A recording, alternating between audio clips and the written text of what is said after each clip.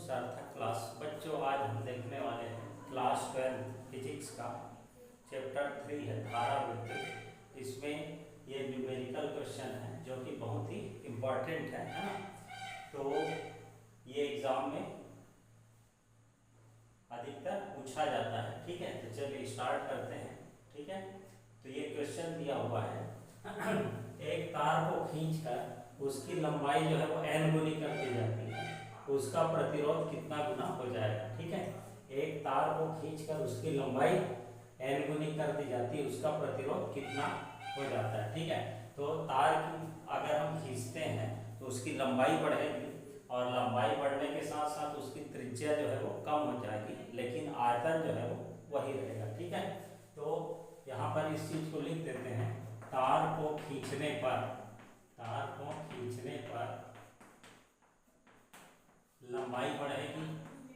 तार को खींचने पर लंबाई क्या हो जाएगी? बढ़ेगी। त्रिज्या घटेगी। ठीक है, तो लंबाई जब बढ़ रही है तो त्रिज्या क्या होगी? घटेगी, परंतु जो आयतन है सेम रहेगा, परंतु आयतन वही रहेगा। ठीक है, आयतन क्या रहेगा? आयतन में किसी प्रकार का परिवर्तन नहीं होगा। अब मान लेते हैं, माना यहाँ पे लिखेंगे तार की प्रारंभिक लंबाई, तार की प्रारंभिक लंबाई L1, तार को खींचने पर लंबाई L2 हो जाती है, तो प्रारंभिक लंबाई L1 तथा त्रिज्या R1। तार को खींचने पर तार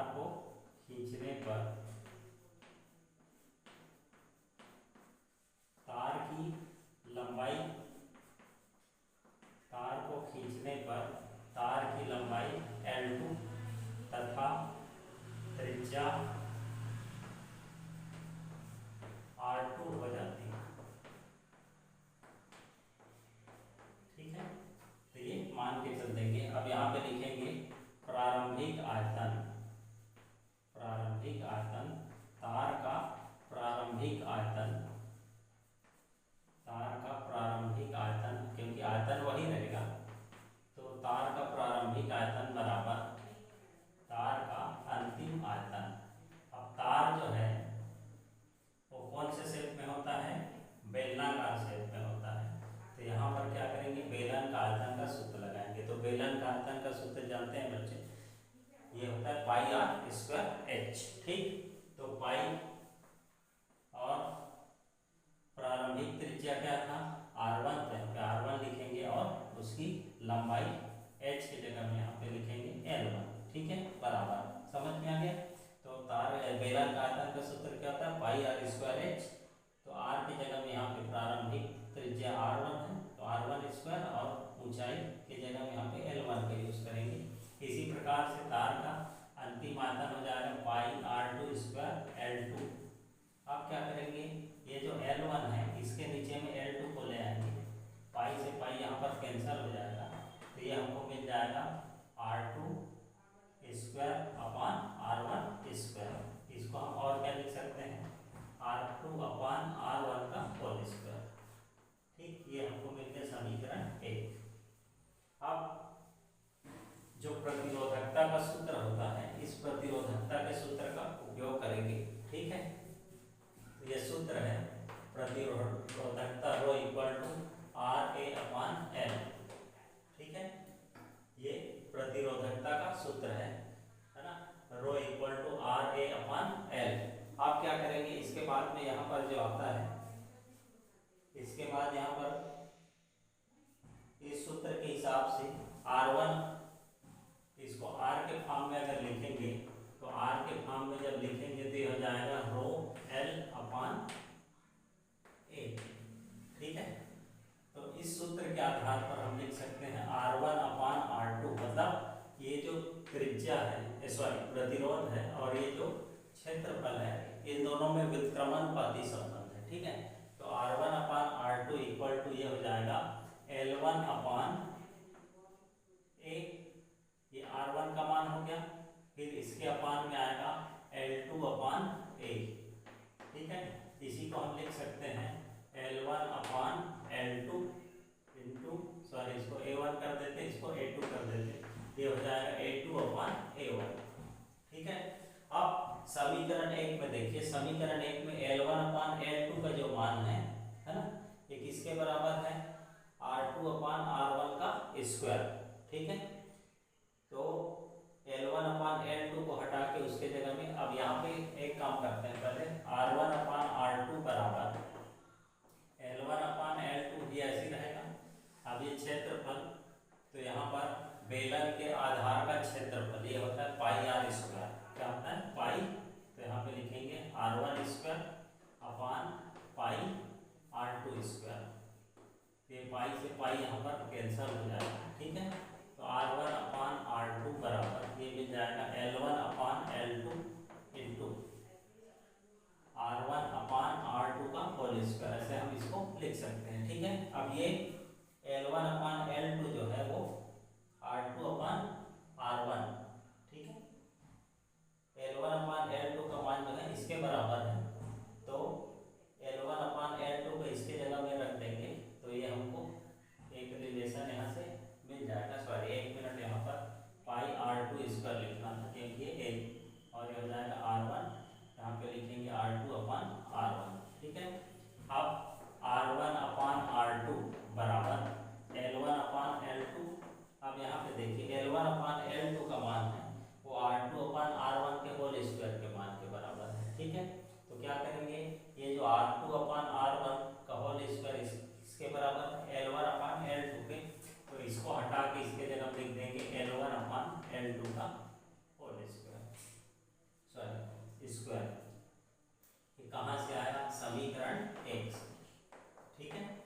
R2 अपान R1 स्क्वायर ये किसके बराबर है, L1 अपान L2 के, तो इसको हटा के इसके जगह में ये लिख देंगे। कुल मिला के हमको यहाँ से रिलेशन मिलेगा R1 अपान R2 बराबर ये हो जाएगा L1 अपान L2 का होल स्क्वायर। अब यहाँ पर दिया हुआ है, क्या दिया है कि तार को खींचकर उसकी लंबाई कितनी गुनी कर दी जाती है, n गुनी कर दी जाती है, ठीक है।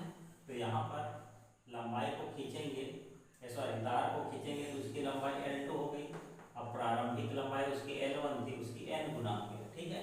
तो आप क्या करेंगे, ये जो L2 है L2 के जगह में L1 रख देंगे, तो ये इसको हम समीकरण 2 मान लेते हैं, तो ये हो जाएगा R1 अपान R2 बराबर, ठीक है, L1 अपान L2 किसके बराबर है, NL1 के बराबर, और इसका होल स्क्वायर, यहाँ से कैंसिल हो जाएगा, तो R1 अपान R2 बराबर ये हो जाएगा 1 अपान n स्क्वायर, फिर इसको यहाँ से क्रॉस मल्टीप्लिकेशन कर देंगे, तो ये आ जाएगा R2 बराबर n स्क्वायर इंटू R1।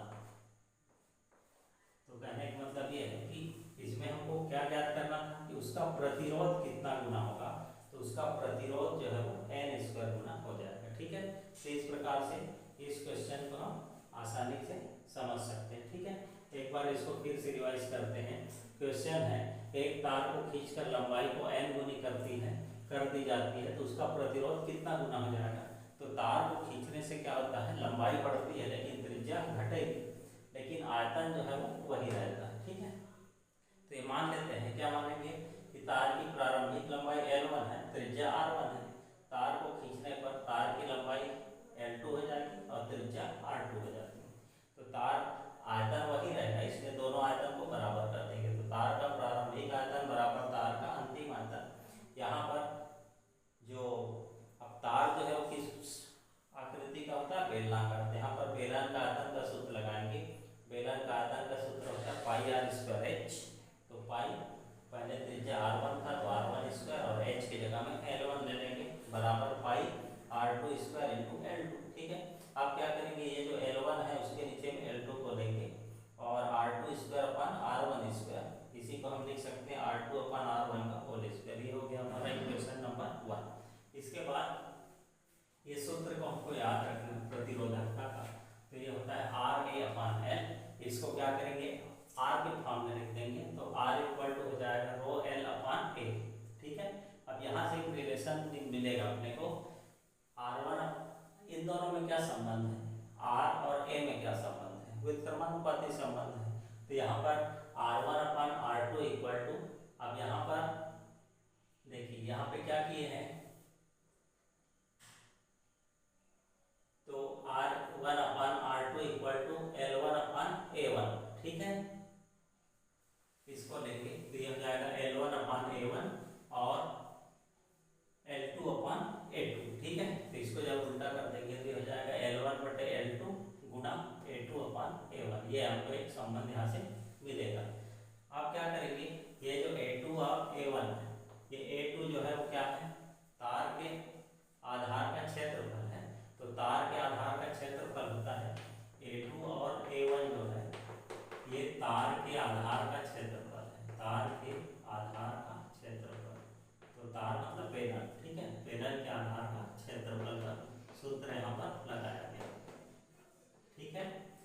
अब यहाँ पे देखिए A2 है तो ये हो जाएगा बेलन के आधार का क्षेत्रफल होता है, जो वो वृत्त का क्षेत्रफल यूज करते हैं उसी को लगाना है। पाई R2 का होल स्क्वायर अपान पाई R1 का होल स्क्वायर, पाई से पाई कैंसिल हो जाएगा। तो R1/R2 इक्वल टू ये हो जाएगा L1/L2 गुना R2/R1 का होल स्क्वायर। आप क्या करेंगे, ये जो R2/R1 का होल स्क्वायर ये किसके बराबर है, L1/L2। ये कहाँ से आया, समीकरण 1 से, ठीक है। इसको इस प्रकार से ऐसे दर्शाएंगे। अब ये हो जाएगा L1/L2 इंटू L1/L2 L1/L2 का होल स्क्वायर। ये हमको यहाँ से एक पहले क्या करना है, संबंध निकालना है, ठीक है। अब दिया हुआ है कि तार को खींचने पर उसकी लंबाई जो है, पहले उसकी जितनी लंबाई थी उसकी n गुनी हो जाती है, मतलब L2 जो है वो n L1 के बराबर है। अब यहाँ पे क्या करना है, समीकरण 2 में L2 को हटा के उसके जगह में n L1 रख देंगे। L1 L1 कैंसिल हो गया, 1/n का होल स्क्वायर। अब इसको क्रॉस मल्टीप्लिकेशन कर देंगे तो R2 इक्वल टू हो जाएगा n स्क्वायर इंटू R1। कहने का मतलब यह है कि तार को खींचकर लंबाई को n गुने करने से उसका प्रतिरोध जो है वो क्या हो जाएगा, n स्क्वायर गुना हो जाएगा। तो इस प्रकार से हम इसका आंसर निकाल सकते हैं। अब यहाँ पर मान लो यहाँ पर तार को खींचकर उसकी लंबाई को अगर दोगुनी कर दी जाती है तो क्या हो जाएगा, यहाँ पर 2 का स्क्वायर तो 4, तो उसका प्रतिरोध जो है वो क्या हो जाएगा, 4 गुना हो जाएगा, ठीक है। अगर लंबाई को तिगुनी कर दी जाती है तो यहाँ पे 3 का स्क्वायर आएगा, तो 3 का स्क्वायर क्या हो जाएगा, 9, तो उसका प्रतिरोध जो है पहले के प्रतिरोध का कितना गुना हो जाएगा, 9 गुना हो जाएगा, ठीक है। तो इस प्रकार से इस क्वेश्चन को हम आसानी से समझ सकते हैं और ये एग्जाम के दृष्टिकोण से बहुत ही महत्वपूर्ण क्वेश्चन है, ठीक है। इसी प्रकार से और वीडियो देख